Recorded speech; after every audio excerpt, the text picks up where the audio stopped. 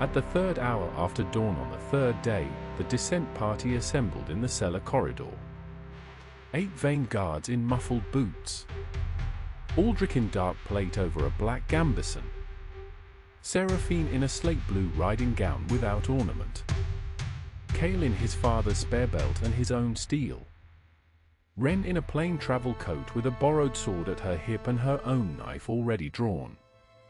Sister Idra at the rear with the leather satchel of the 7 margin-marked book strapped against her ribs. General Harrad waited at the upper tunnel mouth with 2 squads. Lady Seraphine waited in the great hall with Lyra. Neither old woman spoke. Lyra held a fresh stick of chalk in her closed fist and would not put it down. The door opens on my count. Steady advance. Steady silence. He is expecting us. He has been expecting us for 100 years. We do not give him the courtesy of haste. Stay together. The room may close on us. If it does, we go forward, not back. The way back will be held by the men above. Father. Yes. If he speaks to me, may I answer him? You answer him with your face. You do not answer him with your mouth. Your mouth is for after. Yes. The bar lifted without sound. The lock turned beneath Sister Idra's ink-stained fingers as if it had been waiting to be turned. The door swung inward on hinges that had been recently oiled. The chamber was domed. It was lit by lanterns set in iron rings high on the walls. The floor was laid in a single broken circle of pale stone half a man's height across, and within the circle the floor was scored with 1,000 smaller broken circles in worn intaglio. Pews of unsigned writs ran in 3 ranked rows down the long axis of the room. At the far end, behind a heavy desk of dark wood, a man sat upright with a clean pen in his hand and a clean blotter beneath it. Lord Harrad Vexlow was perhaps 60 years old in the way an unhurried man is 60. His grey eyes were sharp. His hands were steady. He did not stand. He did not look surprised. He smiled a small, formal, precise smile, as a senior clerk smiles at a junior clerk who has finally found the right office. Welcome, Lord Vane. You have brought rather a large delegation for a writ that requires only 1 signature. Please, sit down. There is a chair for you, and 1 for your lady, and 3 for your witnesses. We do not sit. Of course you do not. Sitting is for closed cases. This case is still being written. Cael had stopped for paces inside the door. Wren had stopped beside him. Seraphine had moved 1 pace ahead of Aldric. Sister Idra had stayed at the threshold with her satchel resting against the door frame, as if she meant the door to know she was there. Sister, you have brought my margin notes. I had expected you to keep them at the Abbey. I am glad to see them again. They were never your notes. You only signed where the margin allowed. A distinction without a practical difference, in my experience. A signature is what makes a margin a page. You will not lecture us, Lord Vexlow. I will not. I will introduce myself instead, properly, since we have not yet been introduced and it is the courtesy your father would have shown me. My father is dead. I know. I signed for it. The room did not change. The lanterns did not flicker. Aldric did not move. Seraphine placed her hand once, quickly, on Aldric's gauntlet, and removed it again. Cael did not look at his father. I signed for your grandfather's death also. I signed for the death of the Abbot of Salt Hollow, and the death of the 7th Lord Marinford, and the death of every man and woman whose name has appeared in any column of the ledger you carried into my doorway. I have been a clerk of the Crown since before this house was a house, and I have been a clerk of an older office than the Crown for considerably longer than that. The Crown signs only what we permit it to sign. The older office decides what is permitted. And the broken circle is my receipt. I receive a name. I record an action. I issue the receipt. The receipt is the mark you have been chasing for 2 seasons. It is not a sigil, my lord. It is an acknowledgement that the work has been done. And what work is being done now, in this room, with us standing in front of you? None at all, Lady Vane. I am between writs. I have been between writs since you placed your seal on my desk for my signature, which I confess I find amusing. You meant to take a seal. You have been trying to take one for years. The seal you took from my desk 3 nights ago was a copy of the seal you brought with you. You have always carried it. You simply did not know you had. Seraphine did not flinch. Her face did not change. She did not speak. She simply moved 1/2 pace forward so that she stood between Vexlow's pen and Cael's right shoulder. She had not done it consciously. She had done it the way a woman moves a child away from a fire. And the boy. There he is. 16 years old, exactly as I recorded him, and watching me with exactly the expression I would have written for him if I had written that page. Vexlow's eye settled on Cael. He did not speak loudly. He spoke as a man speaks who has been speaking from this desk for a very long time and has found that quiet voices carry further than loud ones in rooms with the right shape. Cael Vane. 16 years old. First kill on the Marsh Road at 15. A man named Talon, of low rank and lower future. Second kill 3 days ago, at the same fork, before lunch. I signed the receipts. I signed the receipts whether or not the killer believes he is being witnessed. You were being witnessed. You are not my witness. I am every house's witness. I am the one your house owes its existence to. I signed the writ that created House Vane 104 years ago. Your great-grandfather's elder brother died in a fall from a horse that I had also signed for. The line passed sideways. The Vane crest you wear on your shoulder this morning is on you because I once preferred your great-grandfather to the brother I had quietly closed.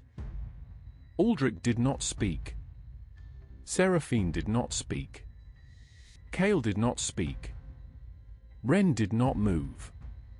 Sister Idra placed both her ink-stained hands flat against the door frame behind her, the way an old woman steadies herself before a long sentence.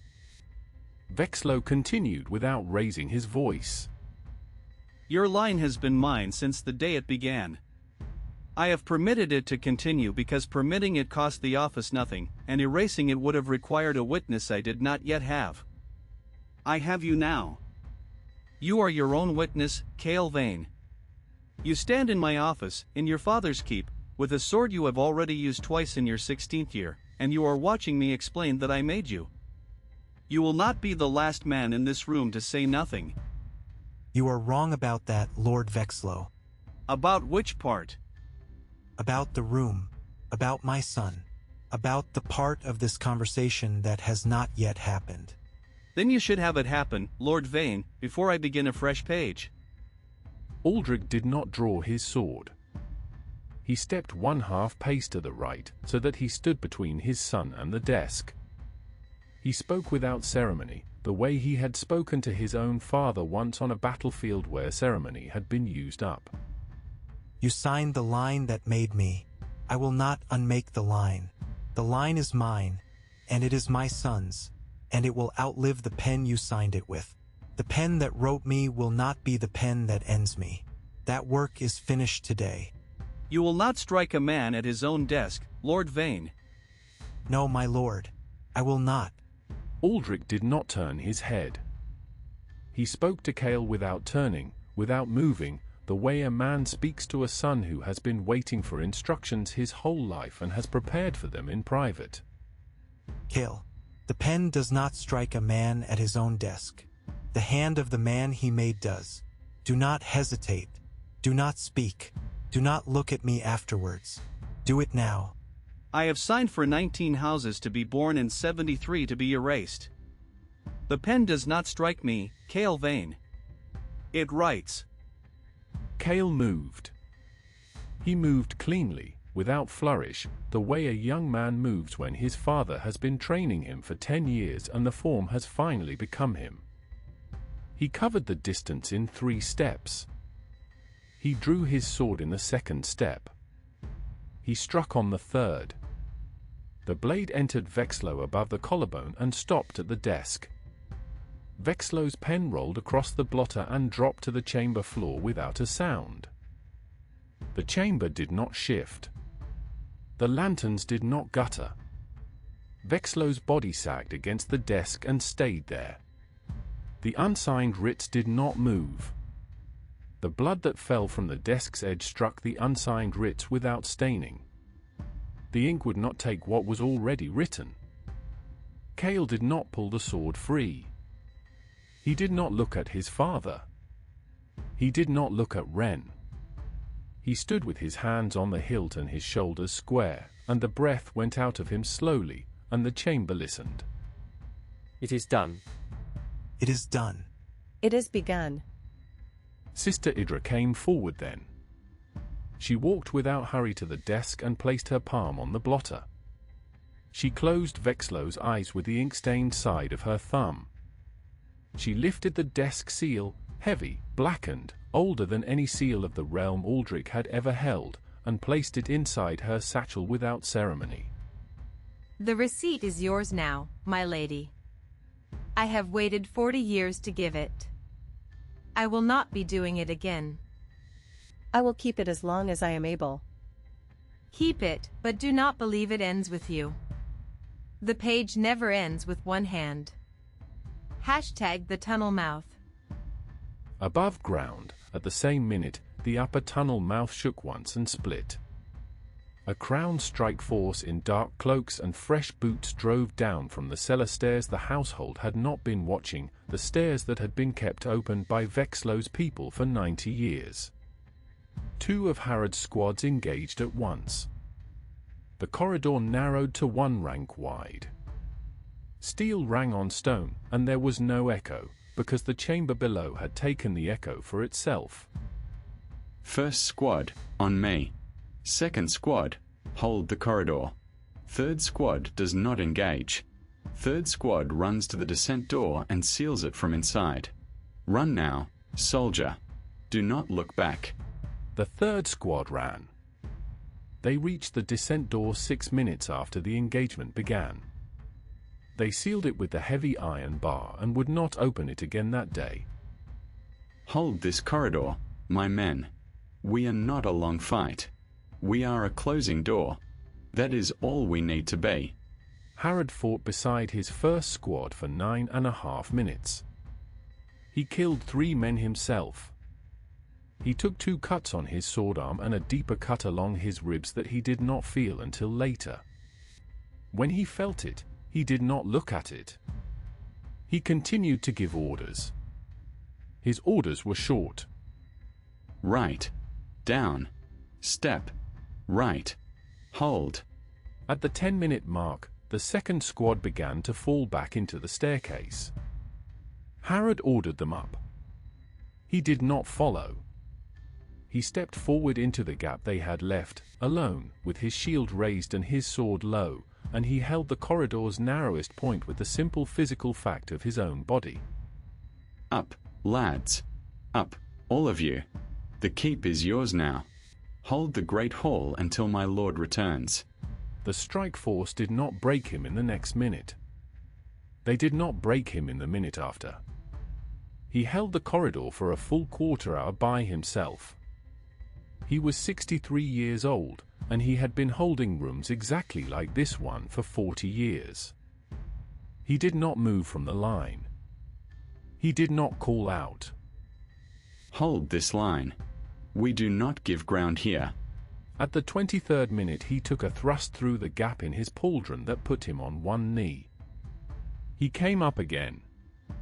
He took a second thrust at the same angle and stayed up.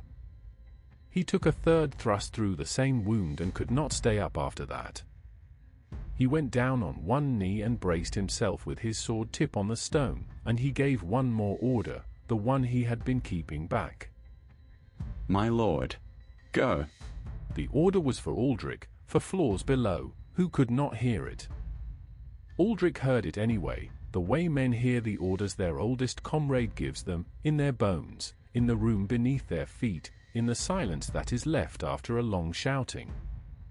He stopped at the chamber door. He turned his face toward the floors above him. Harrad, I am coming. The general did not answer. He did not have to. The corridor above was quiet by then.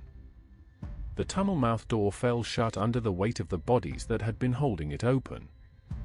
The strike force broke and was driven up the cellar stairs by the second squad, who did not pursue past the gallery. They returned to find the body of their commander seated upright against the corridor wall with his sword balanced on his knees.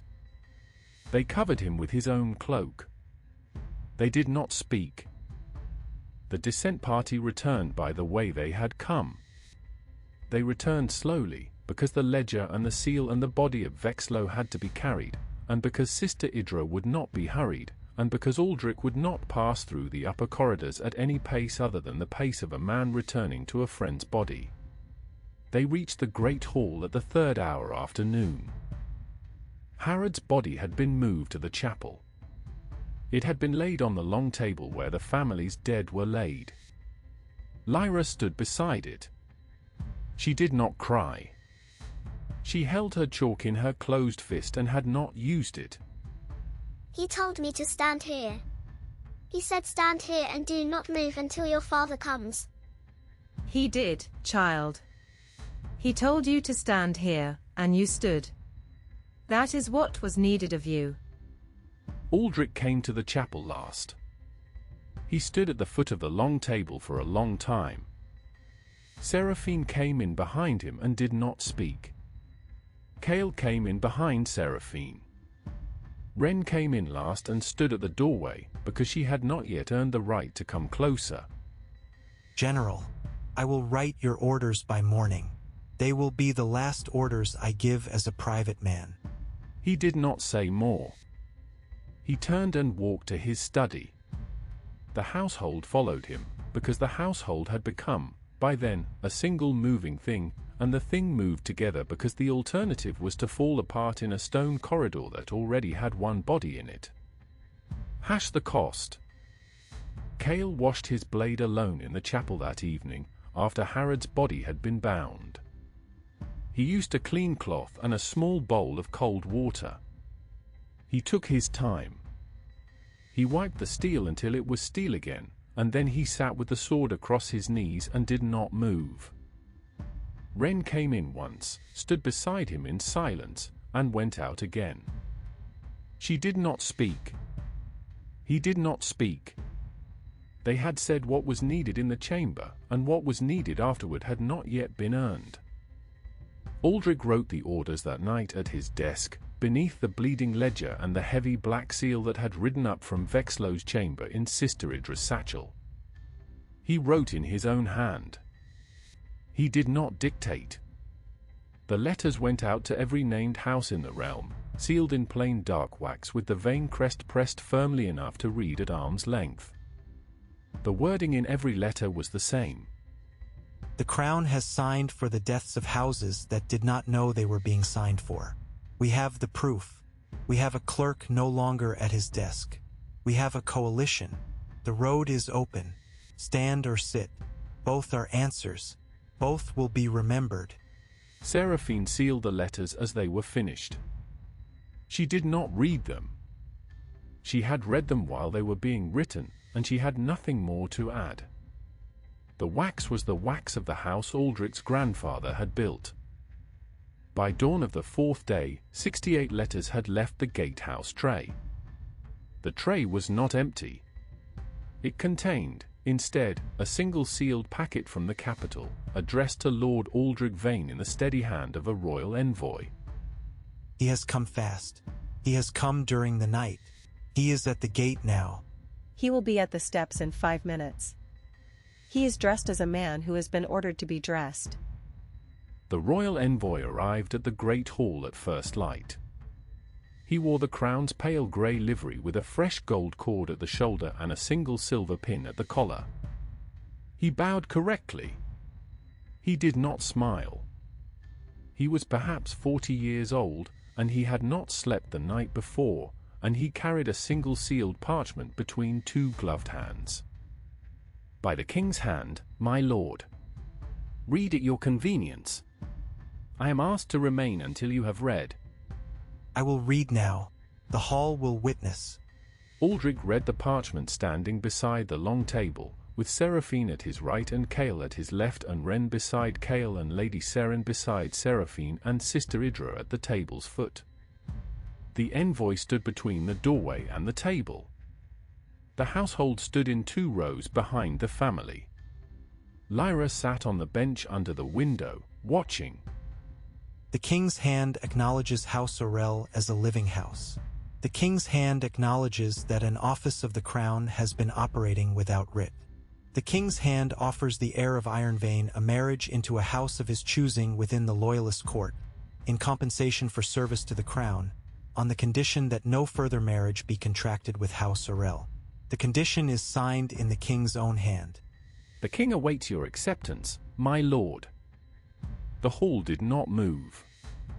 Cael did not look at Wren. Wren did not look at Cael. Lady Seren did not look at her granddaughter. Seraphine looked at Aldric, and Aldric looked at the parchment, and after a moment he placed it flat on the long table with both hands and turned his face to the envoy. Carry this back to the king in his own hand.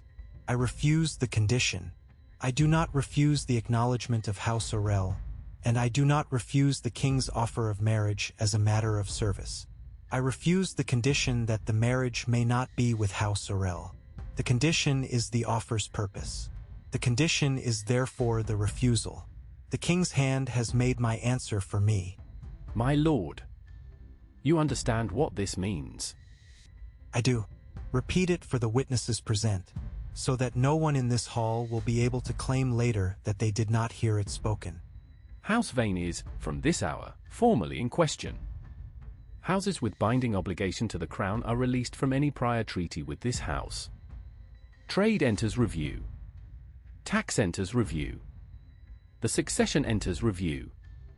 The crown will not openly act against you, my lord.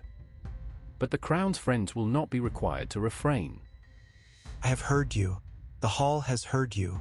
You may withdraw. My lord. The envoy turned without bowing. He walked to the doors and through them and out into the courtyard, where his horse waited. He did not look back. He rode for the gate at a steady pace, with his single attendant courier riding behind him on a dun mare that was not used to hard travel. At the gate, the envoy passed through without incident. The courier behind him did not. The courier had been slowed by the dun mare, and the gate guards had received an order from Captain Marin only minutes earlier that had not yet been countermanded. The order said that any rider following a crown agent out of the gate at speed was to be stopped on the road. The courier was not riding at speed. He was riding at a hurried trot. The 2 gate guards stepped into the road. The courier reined up and reached for a horn at his belt, and the first guard struck him from the saddle with the back of a halberd, and the second guard finished him on the road. It was over in under a minute. The dun mare ran off into the eastern field and did not come back that day. The envoy did not see it.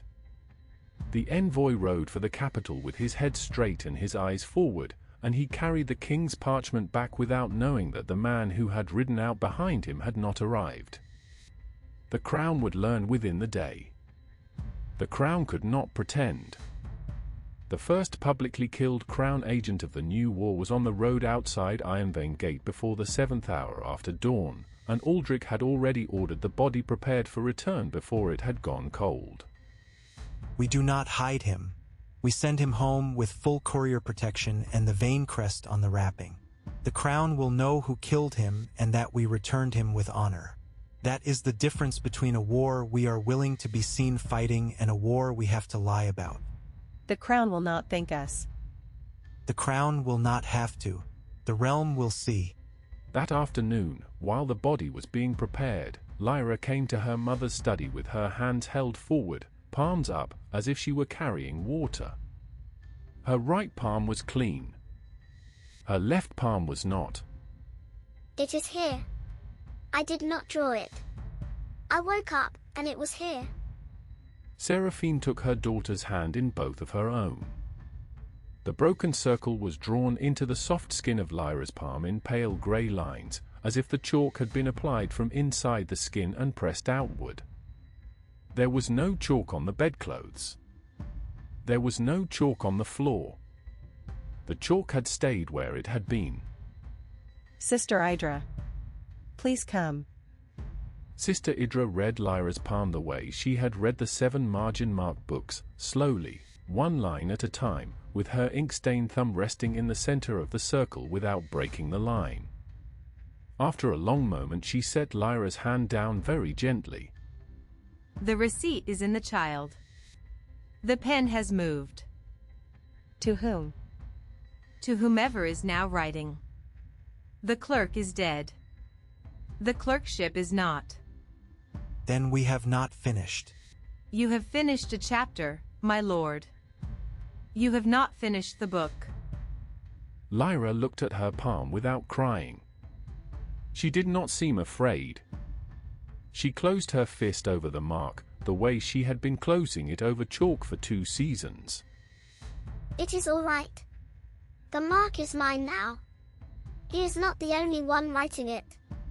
There was a second hand before there was a second clerk. He just hadn't looked for it yet. Seraphine did not weep in front of her daughter. She bent and kissed Lyra on the forehead and kept her hand on Lyra's wrist for a long time. Then she straightened, and she turned to her husband, and she spoke without raising her voice. We give her the chalk. We do not take it. The mark is hers. We will not pretend it isn't. We will not. She will draw it where she chooses. And we will not stop her. A mark you carry in secret is a mark that owns you. A mark you carry openly is a mark you own. That evening, the household assembled in the great hall. Aldric stood at the head of the long table. Seraphine stood at his right. Cael stood beside Wren. Sister Idra stood beside Lady Seraphine. Lyra sat on the bench at the wall with a fresh stick of chalk in her open hand for the first time in 3 weeks. The general's body lies in the chapel. We will bury him at first light, inside the keep, against the inner wall, where no road runs that the dead office could ever have signed for. We will not bury him outside. The clerk's body has been left in the chamber beneath us. The chamber has been sealed. It will be opened again by us when we are ready to read what else has been left in it. The clerkship is not closed. The clerk's hand is closed. There is a difference, and we will not pretend there isn't. 68 letters have left this gatehouse since dawn. 2 more must leave tonight. 1 to the Abbey, asking Sister Idra's order to remain until the broken circle has been read in every margin we can reach. 1 to the Cliff Hall, asking Lady Seren's leave to keep her granddaughter safe in this keep for as long as it remains safe. You have my leave. You did not require it. You asked anyway. That is why I am giving it. You have the Abbey. We will come in numbers. We will come before the snow. Then we are a coalition that has signed in 3 places. We will sign in 3 more by the end of the week. We will be writing for as long as we are alive. And we will not pretend, going forward, that we are doing anything else. At the gatehouse that night, Aldric stood beside the tray with 2 final letters in his hand. He had walked down himself. The captain of the gate watched without speaking. Seraphine walked beside him. Cael walked behind them. The lanterns were lit. Aldric placed the first letter into the tray. He placed the second letter into the tray. He did not place a third. He had been carrying a third letter, addressed to himself, for 2 seasons. He took it out of his sleeve, looked at it once, and put it back into his coat without breaking the seal. That one I will read another day. Or you will let it go without reading. Yes, either is a kind of answer. On the long table in the study above, 100 wax seals dried in long quiet rows under the candles. Each seal was a Vane crest. Each crest had been pressed by the same hand. The wax had set in soft circles. None of the circles were broken. Aldric had pressed each one closed. Beside the table, on Seraphine's smaller writing desk, lay the heavy black seal Sister Idra had taken from beneath the keep. The wax in its impression had not yet been pressed. The seal was warm. It had been warm since it had been lifted from Vexlow's desk, and it would not cool that night, and Seraphine knew already that it would not cool in the morning, and that whatever cooled it would be the next chapter and not this one. The pen does not strike. It writes. We have heard him. We have not finished hearing him. We have only stopped his hand. Then we read what is written in the order it was written until we find the second hand. Yes. The first morning of the new war had begun without horns. The fourth night of the new war ended without bells. The household slept where it could. The chapel held one body. The chamber under the keep held another. The gatehouse tray held 2 letters waiting for couriers. The bleeding ledger held 3 entries that had not been written by any living hand. The black seal held its own warmth.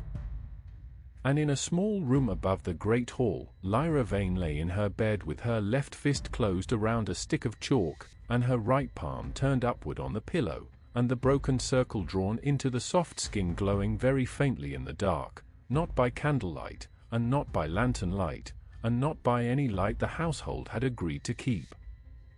Somewhere, somebody was still writing. The pen has not stopped.